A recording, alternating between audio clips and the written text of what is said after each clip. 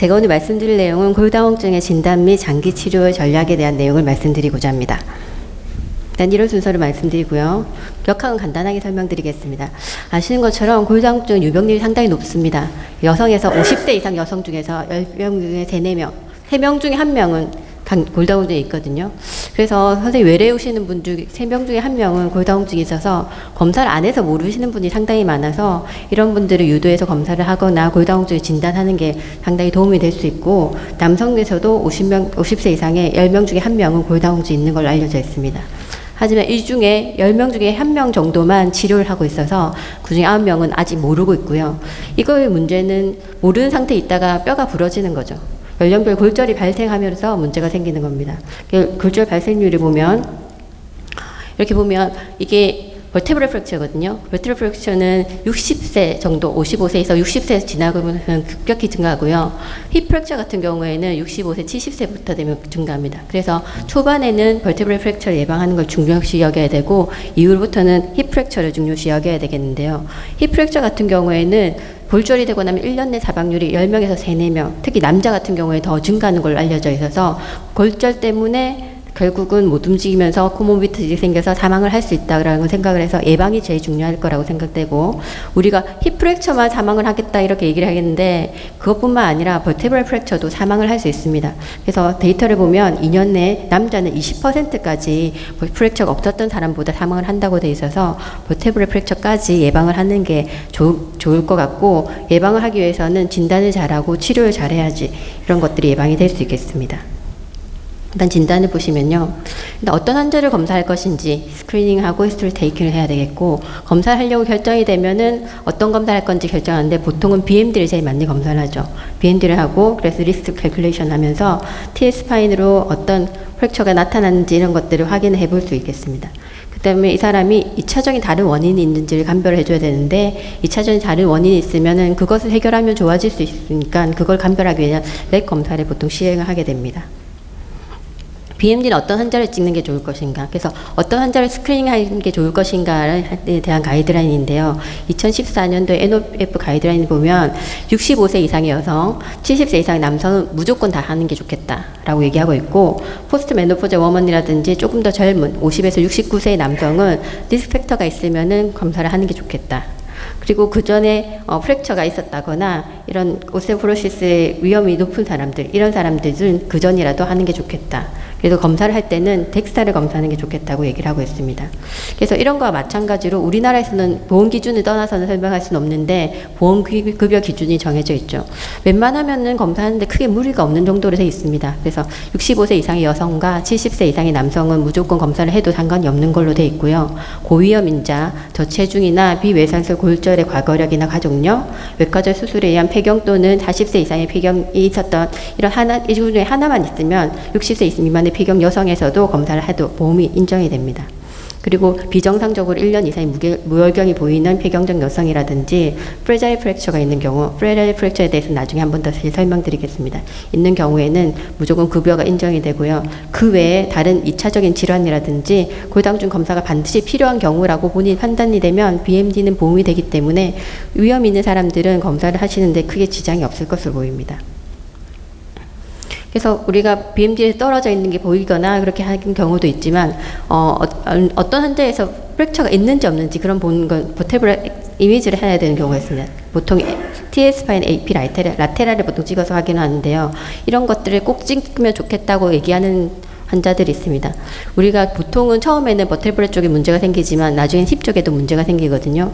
근데 이미 힙 쪽에 문제가 생겨 있는 사람들은 버테브라가 한두 개 정도 부러져 있는 경우가 많습니다. 그래서 70세 이상의 여성이라든지 80세 이상의 남자들은 그 센트럴 BMD에서 BMT 스코어가 마이너스 1 미만인 경우에는 무조건 찍어보는 게 좋겠다라고 얘기를 하고 있고요. 그렇지 않는다, 그보다 좀 젊은 나이에서도 BMD가 마이너스 1.5 미만인 경우에는 찍어보는 게 좋겠다. 그보다 더 젊은 경우에도 로트말 프랙처가 있었다든지 키가 젊을 때보다 4cm 이상 줄어들었다거나 아니면 최근 들어서 2cm 이상 줄어들었을 때는 그래서 버테브럴 이미지를 해서 컴프레션 프랙처가 있는지 확인을 해보는 게 좋겠다고 얘기하고 있고요. 컴프레션 프랙처가 확인이 되면 선생님들이 진료를 하실 때 좀 더 도움이 됩니다. 프랙처가 있으면 3년 안에 추가적인 BMD를 안 해도 보험에서 치료해서 인정이 되고요. 그리고 이런 것들이 확인이 된 경우에 어떤 약제들을 쓰는 데든 BMD가 낫지 않더라도 보험에 인정이 되는 기준이 있기 때문에 한 번씩 이런 것들을 확인해서 그 엑스레이 찍어 보시는 것도 도움이 많이 되실 것 같습니다. 2차적인 원인을 감별하기 위해서 검사를 보통 하게 되는데 검사를 안 하시는 분도 꽤 많긴 하시는 것 같습니다. 근데 저는 기본적으로 보통 하는 거는 뭐 검진해서 오시는 분들은 대부분 기본적인 검사하고 오시고요. 그렇지 않고 그냥 골다공증 진단을 위해서 오거나 골다공증 치료를 위해서 오시는 분들은 CBC를 저는 CBC는 나름 마이엘로마나 이런 것들 여러 가지 2차적인 원인 이런 걸 확인하기 위해서 CBC 선생님들 많이 하십니다. LFT나 리날 펑션 테스트, 칼슘 포스페이트, CRP, 25하이드록시 바이타민 D, TSH 이런 것들이 2차적인 원인을 감별하기 위해서 기본적으로 보통 하는 검사고요. 이런 것들은 거의 챙겨서 하고 골다공증 치료가 꼭 필요한 사람들, 치료를 하려고 하는 사람들은 본 바이오마커까지 이렇게 해가지고 3개월에서 6개월 뒤에 팔로업에서 반응이나 이런 것들을 미리 확인하기도 합니다. 그래서 여러 가지 추가적인 다른 위험을 의심스러운 사람들은 이런 것들을 검사하는 게 좋긴 하겠는데요. 그거는 책자를 살펴보시면 되겠고요. 그리고 여기서는 AAC, 미국 임상내분비학회에서는 이런 검사를 해보면 좋겠다고 얘기하는데 아까 제가 말씀드린 거랑 크게 차이는 없습니다. 그래서 보시면 CBC, 케미스트리 중에서는 칼슘 포스페이트, LFT, ALP, 크레아틴 일렉트롤라이트 그리고 24시간 누리는 무라고 하는데 솔직히 이거는 임상에서 하긴 쉽진 않아서 정말 의심스러운 환자들은 해보는 게 좋을 것 같고요.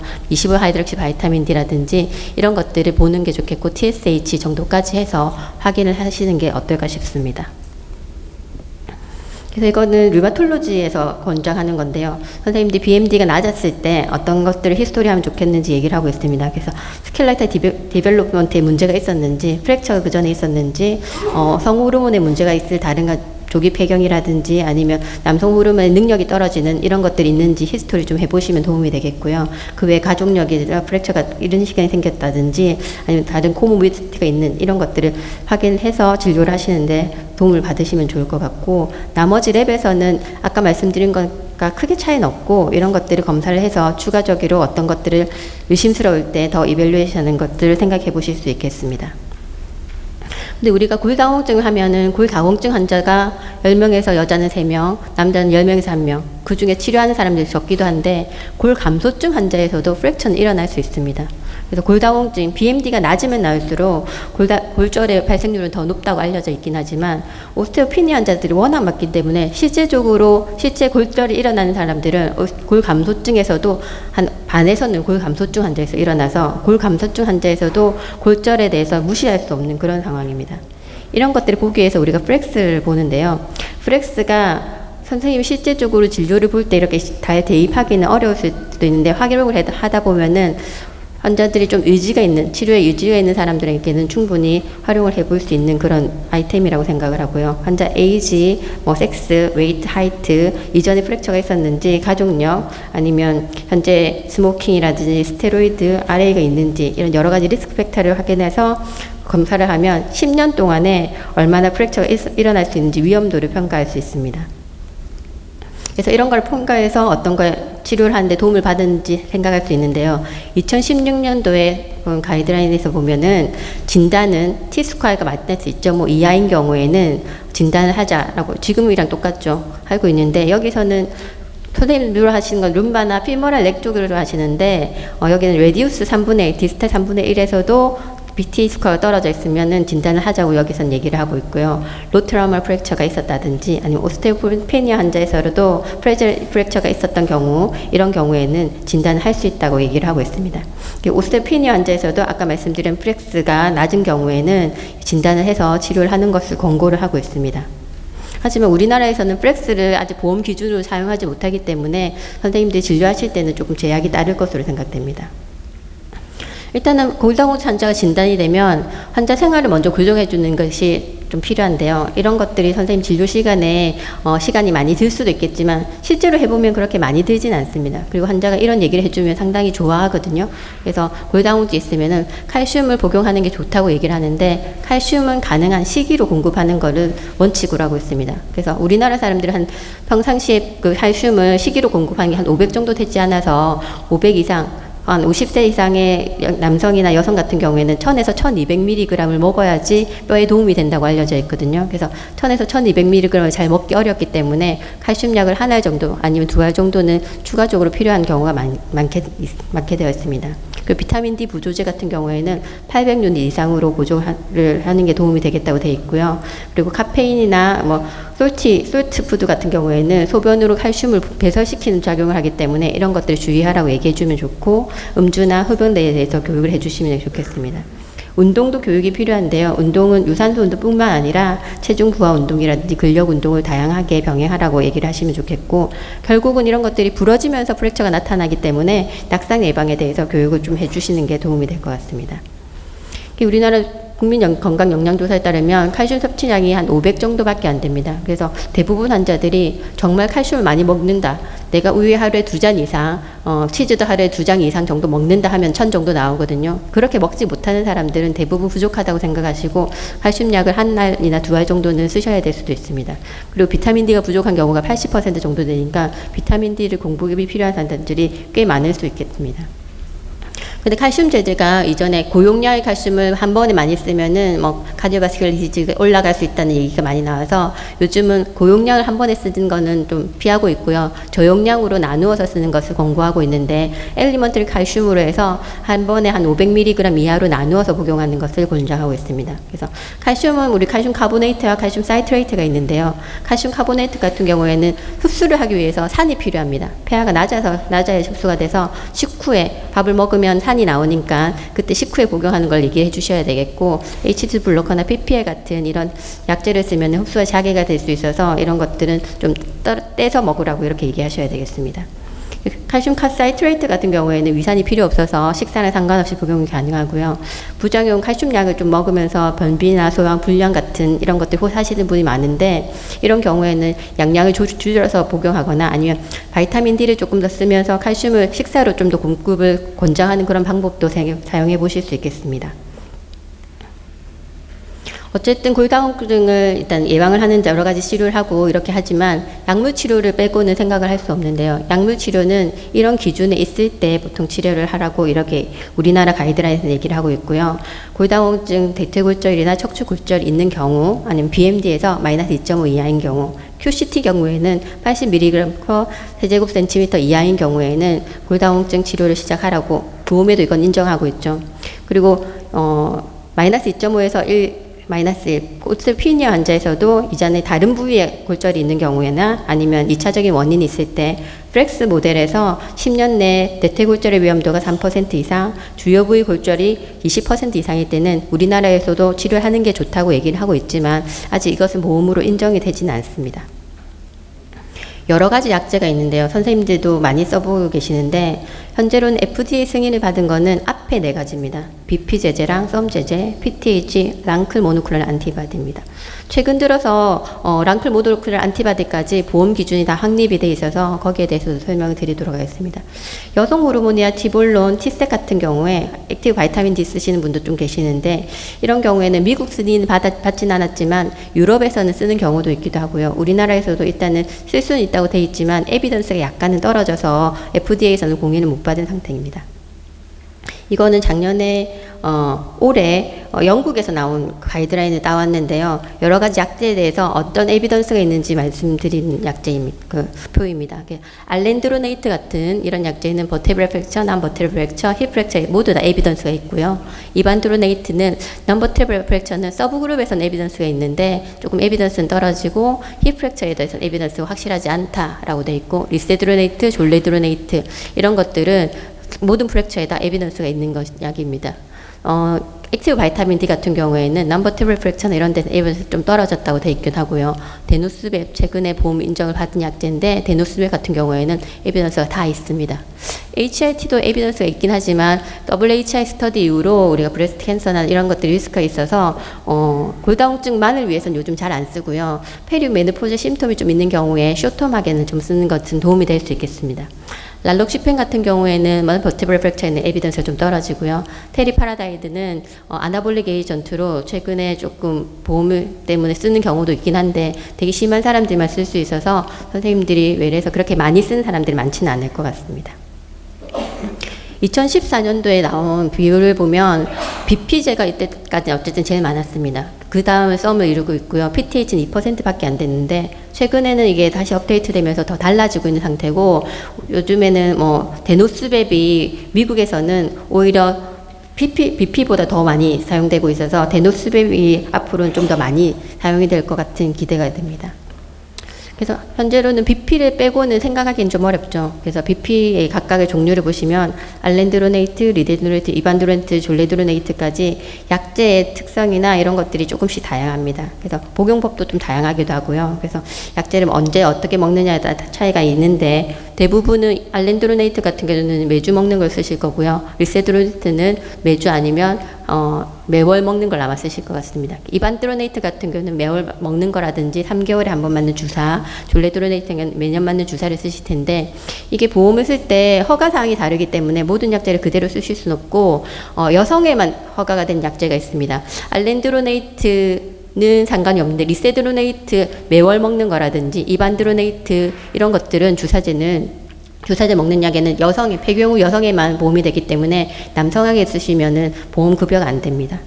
그리고 각각의 약제에 대해서 골결합 능력이나 파골세포의 억제 효과가 조금씩 차이가 나서 이런 것들이 좀 차이가 날 수 있고, 사이드 이펙트 면에서도 문제가 될 수 있긴 한데요. 알렌드로네이트 같은 경우에는 쓰고 나서 10년 뒤에 바이오프시라면 뽀에 그대로 남아있다고 돼 있거든요. 그래서 이런 것 때문에 롱텀한 이펙트로 여러 가지 아티피컬 프랙처라든지 ONJ 같은 리스크에 대해서 얘기가 많이 나오는 것 같습니다. 어드밴스 이벤트가 있는데요. 가장 흔하게는 GI 트러블이죠. BP의 PO 제제는 GI 트러블이 많이 나타날 수 있고, 이런 것들을 복용법을 교육시켜야 되긴 하고요. 이게 문제가 되면 결국은 IV 제제로 바꾸거나 이렇게 해야 될 수도 있습니다. 그리고 IV 제제의 제일 문제는 에큐트 페이지 리액션이 고용량으로 한번 들어가면 생길 수 있어서, 특히 졸레드로네이트를 처음 쓴 사람들에게는 조금 주의를 주셔야 될 수도 있고요. 한 3일 정도 약을 쓰기 앞뒤로 약을 쓰고 나서 타이레놀 같은 걸 좀 깔아주시면은 사이드가 좀 덜하게 나타날 수 있습니다. 그 외에 좀 드물게 나타날 수 있는 것은 이게 안티리소프티브 에이전트이기 때문에 하이포칼세미아가 약간 발생할 수 있고, EGFR이 35 이하인 경우에 금기로 되어 있습니다. 그래서 EGFR이 낮은 경우에도 BMD가 떨어지는 경우가 꽤 많고 프랙처가 잘 일어나는데, 이런 환자들에서 이때까지 쓸 수 있는 약이 좀 제한적이었는데, 나중에 말씀드릴 데노스벨 같은 경우에는 EGFR이 낮아도 쓸 수 있어서 하나의 대안으로 자리를 잡을 것 같고요. 그리고 롱텀 이펙트로는 ATP 프랙처라든지 ONJ가 현재는 조금 문제되고 있는 것 같습니다. 그래서 ONJ 같은 경우에는 선생님들이 많이 쓰다가 의뢰를 받아오실 텐데, 3년 미만의 환자들은 위험 인자가 없으면 그냥 치료하는데 별 문제 없다고 얘기하셔도 되겠고요. 3년 미만에 투여했는데 스테로이드 같은 여러 가지 문제가 더 가중될 수 있는 문제가 있으면은 에비던스는 떨어지긴 하지만 3개월 정도 약을 끊어보는 것들을 권장을 하고 있습니다. 3전 이상 투여하고 있는 경우에는 3개월 전부터 끊는 것을 권장을 하고 있는데, 끊는다고 해서 결과가 좋다는 보고도 없습니다. 그래서 이거는 일단 주의 깊게 치료를 하라고 얘기를 하는 게 좋겠고요. 여기서 문제가 생기면은 PTH나 이런 것들을 추가적으로 치료하는 것을 저희는 지금 생각을 하고 있습니다. 그래서 우리나라에서도 이렇게 포지션 스테이트먼트를 냈는데요. 보시면은 오랄 비스포스네이트를 5년 정도 쓴 사람, 아니면 IV 졸레드로네이트를 3년 정도 쓴 사람에게 리스크가 계속 있으면은 약을 지속하거나, 아니면 그래도 치료는 계속 해야 되니까 다른 약제로 바꾸는 게 좋겠다라고 하고 있는데, 리스크가 계속 있는 사람들은 약을 계속 쓰고 있는데도 BMD가 낮은 사람, 아니면 프랙처가 또 나타난 사람, 2차적인 원인 있는 사람, 이런 사람들에게는 약을 계속 쓰거나 필요하면 다른 약제로 변경해서 치료를 계속 하라라고 얘기를 하고 있고요. 이렇지 않은 사람, 일단은 치료를 했는데 좀 좋아진 사람, 이런 사람들은 드럭 할리데이를 가지자고 얘기를 하고 있습니다. 드럭 할리데이를 가져서 계속 팔로우 하는데 더 나빠지면은 그때는 치료를 다시 생각하는 걸 얘기를 하고 있는데, 이 근거가 ONJ나 ATPL 프랙처 때문에 이렇게 나타난 건 아니고요. 약을 쓰고 나면 한 3에서 5년 이상으로도 약이 목체 내 몸으로서 효과를 나타낼 수 있기 때문에 할리데이를 가질 수 있다고 얘기를 하고 있습니다. 그래서 어떤 가이드라인도 꼭 이렇게 하라라고 얘기하는 건 없고, 개인별로 약제의 위험도라든지 아니면 환자의 위험도 이런 것들 평가해서 개별하라라고 얘기를 하고 있습니다. 그리고 최근에 만들어진 거는 진행된 중증 골다공증이라고 얘기가 나오는 게 있는데요. 그냥 BMD는 마이너스 2.5 이하면 골다공증이라고 얘기를 하고, 시비어 오스테오포로시스가 거기에서 프랙처가 있는 경우에 시비어 오스테오포로시스를 했는데, 어드밴스드 오스테오포로시스라고 해서 시비어 오스테오포로시스라고 해서 65세 이상에서 BMD가 낮으면서 2개 이상의 골절이 있는 경우에는 어드밴스 오스테오포로시스라고 얘기를 합니다. 이런 개념이 들어오면서 PTH가 이 개념에 맞춰서 보험 기준 인정을 받았습니다. 그래서 어드밴스 오스테오포로시스라든지 아니면은 이전에 치료를 했는데도 반응이 없는 이런 사람들은 좀 더 강력한 약제를 쓰라고 얘기를 하고 있고요. 이런 강력한 약제에서는 PTH 제제라든지 아니면은 랑클 모노클 안티바디 아니면 비스포스포네이트 중에서 좀 더 강력한 졸레드로네이트를 쓰라고 얘기를 하고 있습니다. PTH 아까 말씀을 드렸는데요. 이게 아나볼릭 에이전트, 유일한 아나볼릭 에이전트입니다. 뼈는 계속 그대로 있지 않고 오스테오클라스트랑 블라스트가 계속 몸에서 작용을 하면서 리소프션과 포메이션이 일어나고 있는데, 대부분의 오스테오포로시스가 이런 게 균형이 맞지 않아서 생기지 않습니까? 그래서 이제까지 약제는 리소프션을 억제시키면서 이렇게 본을 유지했는데, 최근에 나온 PTH 같은 경우는 포메이션을 증가시키면서 생기는 유일한 약제입니다. 그래서 PTH가 본 포메이션을 일으킨다고 알려져 있는데요. 사이클릭하게 주면은 그런 작용이 나타나고, 원래 나타나는 PTH는 PTH 184가 원래 원폼인데 134라는 봄이 액티브하게 작용을 하기 때문에 이거를 주면 모델링이 촉진된다고 알려져 있습니다. 하지만 이렇게 본에 작용하면서 하이도주로 동물 실험에 오랫동안 사용했을 때 오스테오살코마가 생길 수 있다는 보고가 있어서 2년 이상 쓰지 않는 걸로 원칙을 하고 있고요. 이거는 아나볼릭 에이전트이기 때문에 다른 약제들은 하이포칼세미아를 유발할 수 있지만 이건 하이퍼칼세미아를 와이드하게 유발할 수 있어서 하이퍼칼세미아가 있는 환자라든지 본에 다른 문제가 있는 사람들한테는 쓰지 못하는 걸로 되어 있습니다. 그래서 PTH를 우리 하이퍼파라사이로디즘 환자들은 오스테오포로시스가 잘 생기잖아요. 계속 들어가면은 본 클라스트가 더 작용을 해서 오스테오포로시스 생기는데, 인터미턴트가 주면은 오히려 오스테오블라스트 작용이 증가되면서 본 포메이션이 증가된다고 알려져 있고요. 이 간격에 아나볼릭 에이전트에 작용한다고 알려져 있습니다. 그래서 이 효과는 버테브럴 프랙처라든지 난버테브럴 프랙처에도 효과가 있다고 알려져 있어서 약을 쓰면 상당히 도움이 되고, BP를 쓰고 다른 문제가 생겼을 때 PTH가 상당히 좋은 대안으로 잡을 수 있겠습니다. 우리나라에 쓸 수 있는 약제가 2개가 있는데요. 테리파라타이드 포스테오가 있고, 아스테이트기를 묻혀서 일주일에 한 번 맞는 테리본이라는 약제가 있습니다. 허가는 우리나라에서 빨리 받았는데 보험이 좀 늦게 되면서 2016년도에 보험 급여로 됐고, 포스테오 같은 경우에는 보험 허가 기준이 조금 많죠. 폐경후 여성이란 남성에도 허가가 돼 있는데, 테리파라타이드, 아스테이트, 테리본 같은 경우에는 폐경후 여성에게만 보험이 인정이 되는 걸로 되어 있습니다. 이거는 그리고 72주, 1년 반까지만 허가가 되어 있습니다. 이걸 보험 기준을 보시면요. 이전에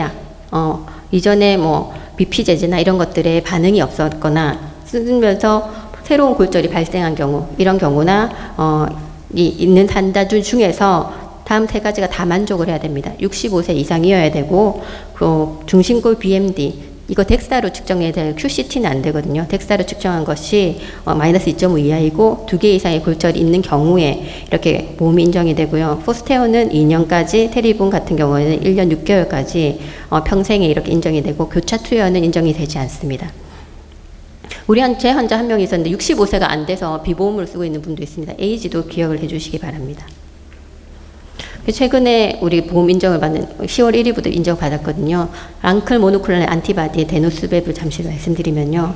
아까 말씀드린 것처럼 본인 계속 크로스톡을 하면서 이루어지고 있는데, 오스테오블라스트에서 오스테오클라스트로 계속 크로스톡을 주는 게 랑클입니다. 랑클이 몸에서 오스테오블라스트에 나와서 우리 오스테오클라스트 프리커서 셀의 랑크에 붙어서 오스테오클라스트가 디퍼런시에이트 되는데, 이것을 막는 게 데노스베 모노클론 안티바디로 오스테오클라스트의 디퍼런시에이션을 억제시켜주는 그런 약제입니다. 그러니까 안티리소프티브 에이전트죠, 이것도. 근데 이거는 BP와 다르게 하프라이프가 짧습니다. 그래서 6개월마다 맞긴 하지만 6개월 맞고 나서 끊으면 그 다음에 본 바이오마커가 바로 변합니다. 그래서 사이드가 조금 있을 것 같은 ONJ나 이런 게 걱정되는 사람들한테는 이게 조금 도움이 될 수 있다고 생각이 되고요. 원제는 컨트라인디케이션은 현재 하이포칼세미아가 있다거나 하이퍼센시티비티가 있는 사람들은 쓰지 말라고 되어 있고, 이 약도 안티리소프티브 에이전트이기 때문에 에이티피얼 프랙처라든지 ONJ가 충분히 생길 수는 있습니다. 현재 3년 데이터, 그 익스텐션 6년 데이터까지 나왔는데 ONJ가 4,500명에서 한 4명 정도 발생했다고 나와 있고요. 그건 마지막에 에티피컬 프랙처는 아직 뚜렷한 보고는 되지 않지만 어쨌든 생길 수 있는 위험은 없지는 않습니다. 그리고 주사제 서브큐로 들어가기 때문에 셀룰라이티스 이런 것들이 생길 수 있다는 얘기가 있습니다. 그래서 2016년도에 여성과 남성에게 허가를 받았고요. 10월 1일부터 일부 급여가 되는 게 인정이 되었습니다. 이 프랙처는 non-vertebral fracture, vertebral fracture, hip fracture까지 모두 에비던스가 있고요. 투여 대상은 덱사, 이것도 덱사입니다. 그래서 선생님들이 찍으실 때 QCT보다는 덱사를 조금 더 선호하시는 게 좋겠고, 약제를 선택하실 때 덱사에서 마이너스 2.5 이하이면서 BP를 1년 이상 썼는데 BMD가 충분히 호전되지 않더라. 아니면은 아까 그 BP가 그 EGFR 35 미만일 때 못 쓴다고 돼 있는데 신부전이나 가민 반응이 있을 때 이런 약제를 못 쓰는 경우에는 데노스웹을 써도 된다라고 얘기하고 있고 투여 기간은 일단 2년으로 인정하고 있습니다. 이제 뒤쪽으로 가고 있는데요. 우리가 이거는 AAC 가이드라인입니다. 이걸 보시면 조금 정리가 되실 것 같아서 가지고 왔습니다. 그래서 T스코어가 마이너스 2.5이거나 프랙처가 있는 경우에는 2차적인 원인을 일단 먼저 배제를 해보고 칼슘과 바이타민 D 부족이 있는지 이런 것들이 있으면 충분히 공급하라고 얘기를 하고 있고, 이런 환자들에게서 약제를 선택을 하는데, 약제를 선택할 때는 이전에 프랙처가 없거나 리스크가 낮은 경우에서는 가능하면은 알렌드로네이트, 데노스웹 리스스레이트 이런 것들을 선택할 수 있지만 알터너티브 세라피로도 생각해 보실 수 있는 게 이반드로네이트나 랄록시펜이 힙 쪽에는 에비던스가 좀 떨어지지만 우리가 골다공증 환자를 한 번 보고 말 게 아니기 때문에 좀 초기의 환자들은 랄록시펜 같은 이런 약질, 썸 제제도 충분히 초반에 한 60대 초반이나 이럴 때는 충분히 가능하게 선택할 수 있는 옵션이 될 것 같습니다. 그래서 약을 쓰면서 1년마다 재평가를 해보고요. 1년마다 재평가를 했을 때 스테이블 한다고 해서 우리는 보험에서 좋아지면 약을 끊는 걸로 돼 있죠. 하지만 여기서는 가이드라인에서는 스테이블 하더라도 먹는 약은 5년, IV 제제는 3년을 계속 쓰라고 이렇게 돼 있습니다. 그게 골다공증 환자가 끊는다고 다시 나빠지거든요. 그래서 가능하면 유지하는 게 좋다고 돼 있는데 우리나라는 솔직히 보험 기준을 조금 따라야 될 것 같습니다. 그래서 평가를 해서 계속 어떻게 치료할지 설정을 하고요. 약제를 계속 썼는데 계속 나빠진다. 프랙처가 계속 생긴다든지 아니면 BMD가 자꾸 나빠진다. 그런 경우에는 제일 먼저는 컴플라이언스를 확인해보라.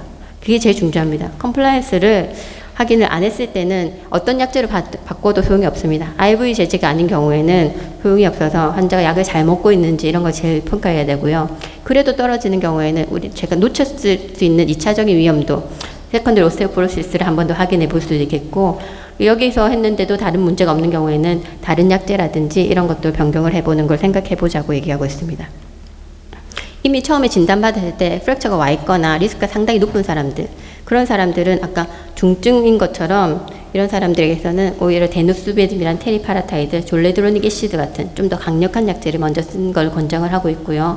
여기에서도 계속 문제가 생기거나 이런 경우에는 데노스베즘이면 PTH를 바꾸거나 PTH 같은 경우는 더 바꿀 수가 있는 게 없기 때문에 PTH 나빠져도 그냥 2년을 유지합니다. 2년 유지하고 나서 다른 약제를 바꾸는 걸 생각하고 있고, 졸레드로닉 애시드 같은 경우에는 이게 안 되면은 다른 약제를 바꾸는 걸 생각해 보라고 얘기를 하고 있고, 그 반응이 괜찮거나 스테이블한 경우에는 6년까지도, 아까 앞에 말씀드린 건 3년까지 쓰라고 했는데 이건 6년까지도 유지를 하라고 얘기를 하고 있습니다. 앞으로 말씀드린 건 보험 기준에 대한 얘기인데요. 이런 거 선생님들이 이미 더 잘 알고 계실 수도 있는데 간단하게 정리해 보셔서 책을 참고하시면 좋겠고요. 덱사 같은 경우에는 마이너스 2.5, QCT 같은 경우에는 80 이렇게, 그리고 요즘은 QUS를 잘 안 하시긴 하는데 혹시나 QUS 하시면은 마이너스 3.0 미만에서는 이하에서는 보험이 되겠지만 아까 말씀드린 PTH라든지 데노스법을 쓰기 위해서는 다른 거는 인정이 안 되기 때문에 가능하면 덱사를 쓰시는 게 더 좋을 것 같습니다. 장기적으로. 그리고 프레자일 프랙처가 우리가 일상생활 했을 때 프랙처가 나타나야지 프레자일 프랙처입니다. 그래서 높은 데서 떨어졌거나 교통사고가 난 거는 프레자일 프랙처가 아닙니다. 그래서 골다공증성 골절을 진단할 때는 일상생활에서, 그러니까 앉은 자리에서, 선 자리에서 떨어진 이런 것들을 얘기해서 프랙처에 대해서 청구를 하실 때 이런 히스토리를 좀 적어 놓으시는 것도 도움이 되실 것 같습니다. 그리고 BP에 대한 약제는 우리 약제 보분 기준은 각각의 교차 투여는 원래 인정이 안 되는 걸로 되어 있습니다. 뭐 칼슘이나 바이타민 D는 크게 문제는 없지만 액티브 바이타민 D는 BP 제하고는 하나씩은 인정이 되지만 그 외에 다른 약제들은 서로 주어하는 게 인정이 되지 않고 있고요. 1년 후에 덱사를 검사해서 마이너스 2.5 이하인 경우에는 추가적으로 1년에서 계속 연장을 해주고 있는데 프랙처가 있으면은 3년 이상, 3년 안에는 골밀도가 없어도 보험이 인정이 돼서 그래서 L스파인을 찍어보시는 게 좋겠다고 말씀드린 이유입니다. 마지막 슬라이드입니다. 그래서 골다공 치료는 어떤 환자를 선택하고 검사를 할 건지를 일단 먼저 생각해야 되고요. 먼저 어떤 사람을 선택해서 검사를 했을 때 골다공증이 있으면 이런 환자들은 치료를 하면 좋겠는데 약제 선택할 때 있어서 저는 제일 먼저 환자의 나이를 먼저 생각하고 프랙처가 있었는지 이걸 제일 확인해 보고요. 리스크 팩터를 확인하고 그리고 룸바랑 피모랄 레그의 BMD가 차이가 어느 정도 나는지 봅니다. 룸바만 떨어져 있는 분들, 좀 젊은 분들 같은 경우에는 룸바를 일단 먼저 생각을 해서 장기적으로 봐야 되기 때문에 썸 제제라든지 이반드로네이트 같은 이런 약제를 좀 더 먼저 선택해서 쓰는 경우도 있고요. 그 외에 좀 둘 다 나쁘거나 둘 다 리스크가 있거나 프랙처가 있었던 경우에는 일단 먼저 보험 기준이 BP를 먼저 선택해야 되기 때문에 BP를 쓰고 거기에서 나빠지면은 데노스베라든지 PTH를 기준에 맞춰서 쓰는 걸 생각해 보실 수 있겠습니다. 또 환자의 컴플라이언스를 확인하기 위해서는 BMD는 1년밖에 확인이 안 되기 때문에 그 사이에 본 바이오마커를 활용하는 게 상당히 도움이 되겠는데요. 치료하기 전에 본 바이오마커를 하고 6개월 뒤에 3개월에서 6개월 뒤에 본 바이오마커를 해서 떨어지는 게 확인이 되면 반응이 있는 겁니다. 그래서 그런 분들이 꾸준히 끌고 나가고 그렇지 않으면은 컴플라이언스를 한 번 더 고치시키거나 이렇게 하는 것을 좋은 팁이 될 수 있을 것 같습니다. 그리고 치료를 언제 끊는지 이런 거는 아직 레코멘데이션 되는 것들은 개별화하라고 되어 있고요. 선생님이 위험도와 안정성을 평가해서 환자한테 최선의 방법을 하시는 게 좋을 것 같습니다. 네, 이상입니다. 네. 장관입니다. 혹시 프로에 질문 있습니까? 제가 마지막으로 한 말 여쭙겠습니다. 교수님 강의실에서 제가 좀 전에 배운 거하고 조금 다른 게 우리가 이제 환자들이 제일 임플란트 할 때 제일 치과에서 질문이 많이 오고 그래서 전에는 수술을 2월 전에 끊고 또 임플란트 하고 나서 한 달 있다가 쓰라고 했는데 교수님은 많이 시간이 그냥 쓰라고 말씀하시고 요즘 저희들이 RB 제제를 많이 쓰거든요. RB 제제 같은 경우도 그런 문제가 없는지. 네, IV 제제는 더 강력해서 문제가 안 될 수가 없습니다. 그래서 만약에 3년까지는 현재 에비던스 뚜렷하지 않습니다. 3년 이전에 대부분의 ONJ가 나타났던 사람들은 장기적으로 복용했거나 다른 문제가 있었던 경우에 ONJ가 나타나서 치과 선생님들이 한번 경험하면 상당히 불안하기 때문에 그런 얘기를 많이 하시는데요. 3년은 가능하면 크게 문제는 안 된다고 얘기하고 저는 쓰는 경향이 있고요. 끊기를 원하시는 분들이 또 있습니다. 3년이 안 되더라도. 그런 경우에는 또 끊게 되면은 환자의 골다공증에 대한 위험도가 높은 사람들은 썸 제제를 바꾸거나 다른 제제를 조금 바꾸는 것을 생각해 보는데 IV는 또 몸에 오랫동안 남고 끊고 나서도 몸에 남아있기 때문에 문제가 되긴 하지만 그게 어떻게 다른 방법을 할 수 있는 건 아니고요. 치과 선생님에게 가능하면 난인베이시한 방법으로 좀 주의 깊게 치료해달라고 얘기를 하시고 그래도 ONJ가 혹시나 생기면 PTH가 하나의 대안이 될 수 있을 것 같습니다.